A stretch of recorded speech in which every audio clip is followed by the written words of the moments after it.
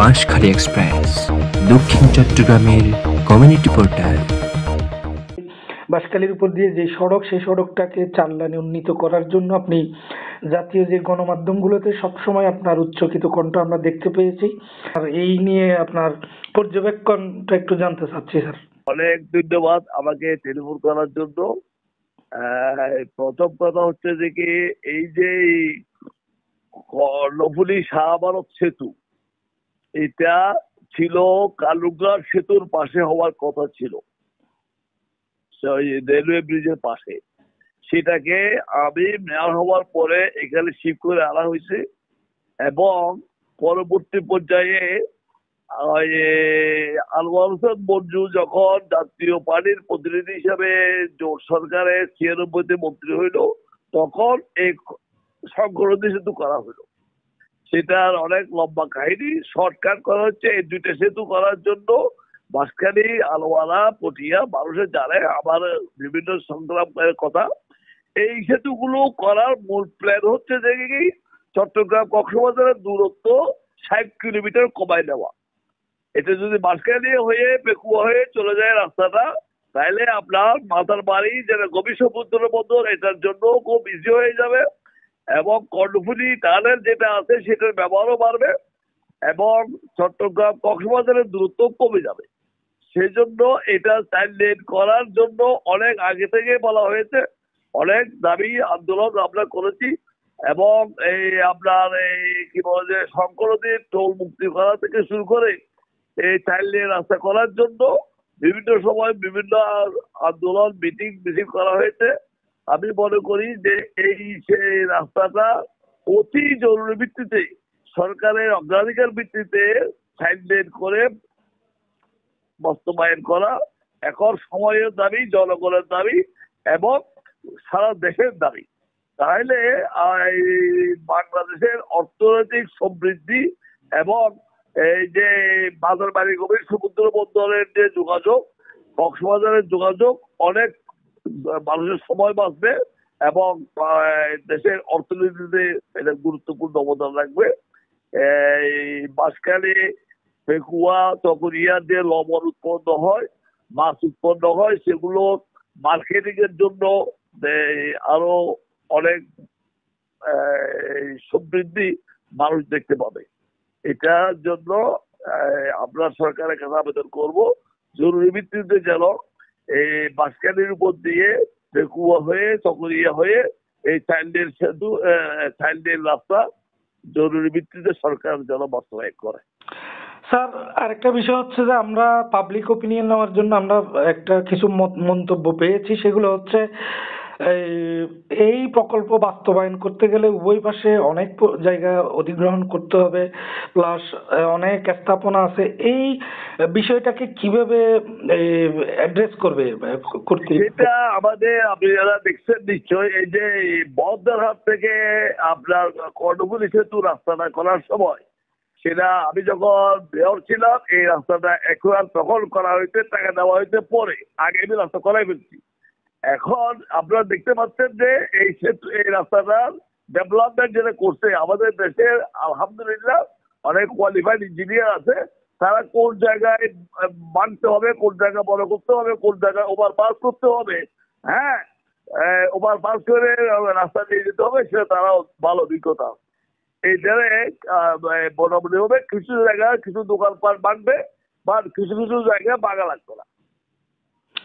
বিকল্প হিসেবে দেখানো হচ্ছে আমাদের যে সাগর তীরে যে বেড়িবাঁধ, সেই বেড়িবাঁধটাকে বড় করে যদি করা যাইলে তাহলে একসাথে দুইটা কাজ হইতো।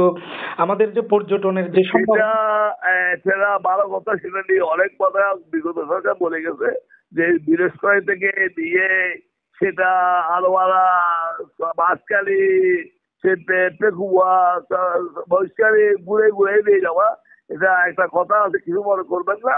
নগদ তেলও জোগাড় হবে না, রাধাও নামবে না আপনার। এটা যে আপনার সাগরের পাড়ে যে রাস্তা রক্ষা করা কি কঠিন জিনিস, সেটা যারা সাগরের পাড়ে আপনি বেড়িবাঁধ একটা করলে কবছর থেকে দিচ্ছে আপনারা জানেন। আমার হচ্ছে সেটা যদি করতে হয় করবে, কিন্তু এটা তো আগে শর্টকাট করে ফেলবে। এটা যে ওখানে যদি 100 টাকা লাগে, এখানে লাগবে আপনার 15 টাকা। Difference is so big.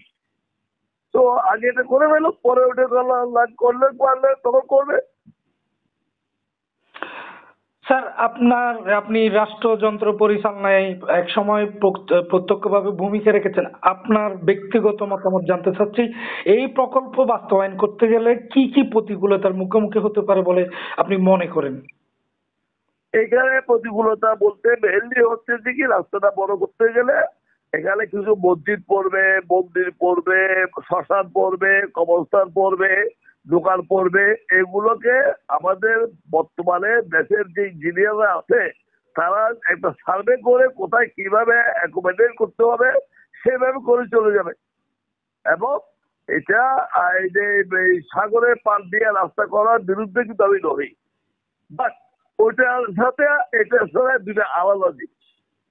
ওইটা হচ্ছে আপনার ওই সাগর ভিত্তিক, সামুদ্রিক ভিত্তিক অর্থনীতি, আর এটা হচ্ছে আপনার স্থল ভিত্তিক অর্থনীতি। দুই জিনিস। সেই জন্য এটা যদি চাইল্ড করতে হয়, সেখানে আপনার কিছু কিছু জায়গায় রাস্তা বড় করতে গেলে কিছু অ্যাকোয়ার করতে হবে, কিছু রাস্তাপাড়া বাঁধতে হবে, কিছু রাস্তাপাড়ার উপর দিয়ে ওভার পাস করে চলে যেতে হবে। স্যার, বাঁশখালীর বিশাল তরুণ শিক্ষিত অংশ এটাকে নিয়ে এই সামাজিক যোগাযোগ মাধ্যমে খুব ইতিবাচক প্রচারণা চালাচ্ছে। পাশাপাশি আমরা একটা জরিপ চালিয়েছি স্যার, যেখানে প্রায় 2000 মানুষ ওদের মতামত চেয়েছে। আমরা এই দাবির পক্ষে, আপনাদের অবস্থান অথবা আপনাদের বিপক্ষে। আমরা বিপক্ষে পেয়েছি 2% মতো, আর 98% পেয়েছি এটার পক্ষে। বিশেষ করে তরুণ সমাজ যারা আছে, তরুণ ইয়াং ব্লাড যারা আছে, এরা খুবই এটা নিয়ে জোর প্রচার চালাচ্ছে। আপনি তাদের উদ্দেশ্যে কি বলবেন এটার পক্ষে? আমি বলি তরুণদেরকে, আমি তাদেরকে সালাম জানাই। আমরা যখন এক সময় ছিল বাঁশখালী, আমি সংসদ সদস্য হওয়ার পূর্বে আমাদের চট্টগ্রামে আসতে 2 দিন 2 রাত লাগতো। সাম্পালে ছাড়া আমাদের কোনো পথ ছিল না। আবার বর্ষাকাল না থাকলে আমাদেরকে সেই গুড়াগুড়ি হয়ে, সাতকেরিয়া হয়ে, চন্দনাইশ হয়ে, পটিয়া হয়ে, বোয়ালখালী হয়ে, কালুঘাট হয়ে আমরা শহরে কুতুববাঙ্গা দিল্লি আসতে পারতাম, যেখানে প্রায় 6 ঘন্টা 5-6 ঘন্টা লাগতো। এখন সেই জায়গাতে আপনি বাঁশখালীকে যে যোগাযোগ ব্যবস্থার উন্নতি করার পিছনে কিভাবে করা হয়েছে সেটা তারা দেখে নাই। তাদের পূর্ব যারা বয়স্ক, যাদের বয়স 60 পার হয়েছে, তারা দেখেছে কি কঠিন অবস্থা থেকে বাঁশখালীকে উদ্ধার করে এখানে আনা হয়েছে। আমরা সেই পশ্চিম বাঁশখালীতে কুদঘাট ট্যাক্স ছিল, সেই ট্যাক্স দিয়ে সাম্পান আপনার লঞ্চ এগুলো তুলতে হইতো। এখন সেই জায়গায় আপনি যে শহরে সকালে এসে দুপুরে যাচ্ছেন, দুপুরে এসে বিকেলে যাচ্ছেন, রাত্রে যাচ্ছেন, এইটা করতে গিয়ে অনেক অনেক অনেক খাটগট পোড়াতে হয়েছে। এবং বিভিন্নভাবে বিভিন্ন সময়ে আমাকে বিভিন্ন মামলা মোকদ্দমাতেও যেতে হয়েছে। এই যে আপনার শঙ্কর নদীর সেতু, যেটা তুলেদ্বীপ সেতু, সেটার পরে যে রাস্তা ছিল না, সেই রাস্তাটা ওই যে সুরদ্বীপের মসজিদ করে যেতে হইতো। আমি মামলা করে সেই রাস্তাটাকে আমাদের প্রশস্ত করে সেই আপনার যে কি বিবির দিঘি আছে, কারা বিবির দিঘি থেকে সোজা করে রাস্তা, এটার জন্য সেই আন্দোলন সংগ্রাম মানুষ দেখেছে সেই সময়। যারা এখনকার প্রজন্ম তারা সেটা দেখে নাই। যাই হোক, আমি তাদেরকে ধন্যবাদ জানাই, সেই জানাই। সবাই বাঁশখালীর উন্নয়ন, দক্ষিণে কক্সবাজার রাস্তার উন্নয়নের জন্য ঐক্যবদ্ধভাবে সবাইকে আন্দোলনে থাকার জন্য, এক কথায় থাকার জন্য, এক বাক্যে কথা বলার জন্য সকলকে আহ্বান জানাচ্ছি। এই রাস্তা দিয়ে সকলেই রাস্তা ব্যবহার করবে, এই রাস্তা সকলের জন্য প্রয়োজন হবে এবং বাঁশখালীর অর্থনৈতিক ভাবে সমৃদ্ধ এলাকা হিসেবে এই স্যান্ডেল হইলে সেটা তার গুরুত্ব অনেক আগে বেড়ে যাবে। সেই জন্য আমি নতুন প্রজন্মের কাছে আহ্বান জানাই, তারা যেন এই কাজে মানুষকে কনভিন্স করে, সহযোগিতা করে, যাতে সরকারের পক্ষে রাস্তাটা করতে সহজ হয়। এই বাঁশখালী যে এককালে বাঁশখালীকে আসিয়া বলা হইতো, বাঁশখালীর সাথে উত্তর চট্টগ্রামের মানুষ যাত্রীটা করতো না, যেহেতু যাওয়া আসার সমস্যা। বাঁশখালীর মানুষকে একসময় ম্যাটিয়াল বলা হইতো। সে বাঁশখালী যে আজকে যে এই পর্যায়ে আসছে, সে এবং বাঁশখালীতে কোনো সময় বিদ্যুৎ ছিল না, বাঁশখালীতে যে হসপিটাল ছিল না, যে আজকে যে বাঁশখালীতে যে আপনার যে আদালত ভবন আছে, আপনি সারা চট্টগ্রামে কিন্তু ফৌজদারি আদালত সব জায়গায় নাই। সেই সময় আমি বাঁশখালীতে আদালত ভবন ফৌজদারি আদালত ভবন প্রতিষ্ঠা করে দিয়েছিলাম। এখন এই যে বাঁশখালীতে যে সামগ্রিক যে উন্নয়নের যে ছোঁয়া লাগানোর জন্য যে ত্যাগ প্রতিজ্ঞা করেছে, কি করেছে সেটা ভবিষ্যৎ বংশধর তার ইতিহাসের আলোকে বিচারে কান করে দাঁড় করাবে। কোন নেতা কি করেছে, কোন নেতার কি অবদান আছে এবং মানুষ কাছ থেকে কতটুকু উপকার পেয়েছে। কারণ মানুষের জন্য দেশ, দেশের জন্য মানুষ হয়। সুতরাং এই বাঁশখালীর মানুষ এই যে আজকে যে আপনার লবণের কথা যে আপনি বললেন, এই যে আগে বাঁশখালীতে আপনার ইয়ে ছিল, গুদি ট্যাক্স ছিল লবণের, সেই গুদি ট্যাক্স আমি বন্ধ করে দিয়েছিলাম। আপনার এই যে আগে যে বাঁশখালীতে লবণের কক্সবাজার আন্ডারে নিতে রাজি ছিল না, আমি এমপি হয়ে কক্সবাজারের আন্ডারে যে লবণ হয় কুতুবদিয়া, মহেশখালী, চকরিয়া, পেকুয়া, বাঁশখালী, রামু সবগুলোকে এক জায়গায় এনে একটা ওই ডিস্ট্রিক্ট অঞ্চলের আন্ডারে এই লবণকে নিয়ে আসা হয়েছে। সেই কাহিনী বলতে গেলে বাঁশখালীর অনেক কাহিনী আমাকে বলতে হয়। সংক্ষেপে আমি এটুকুই বলবো, সেটা হচ্ছে যে আমাদের বাঁশখালীর মতো একটা সুন্দর, একদিকে পাহাড় আর একদিকে সাগর, হ্যাঁ, মাঝখানে আপনার যে রাস্তাটা, সে রাস্তা এত সোজা, এরকম সোজা রাস্তা কম জায়গায় আছে। হ্যাঁ, বাঁশখালী আপনার সারপুর থেকে টয়টক এই রাস্তা খুব বেশি মস্ত নাই।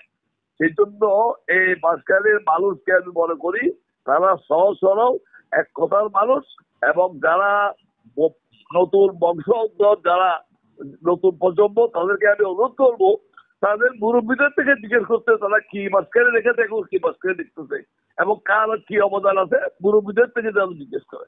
এইটুকু বলে আমি আমার বক্তব্য শেষ করছি। অনেক অনেক ধন্যবাদ স্যার, আপনার ব্যস্ততম সময়ের মধ্যে আমাকে সময় দিয়েছেন, কৃতজ্ঞতা আপনার প্রতি স্যার। Thank you.